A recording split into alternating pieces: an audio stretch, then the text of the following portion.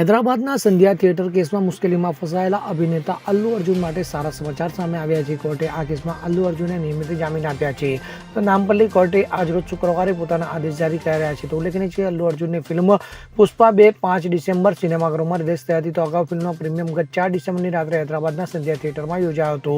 આ પ્રીમિયમ પ્રસંગે મોટી સંખ્યામાં લોકો પહોંચ્યા હતા. ત્યારે અલ્લુ અર્જુન અહીં પહોંચતા જ ચાહકોમાં નાસભાગ મચી જવા પામી હતી. તો આ નાસભાગમાં એક મહિલાનું મોત નીપજ્યું હતું, જ્યારે એક બાળક પણ ગંભીર રીતે ઇજાગ્રસ્ત થયો હતો. તો આ મામલામાં હૈદરાબાદ પોલીસે ફરિયાદ નોંધીને અલ્લુ અર્જુનની ધરપકડ કરી હતી. જોકે તેની ધરપકડ બાદ પણ કોર્ટે તેને જામીન આપી દીધા હતા. આખી રાતમાં જેલમાં રહ્યા બાદ બીજા દિવસે અલ્લુ અર્જુનને મુક્ત કરવામાં આવ્યો હતો અને હવે નામપલ્લી કોર્ટે પણ આ કેસમાં નિયમિત જામીન આપ્યા છે.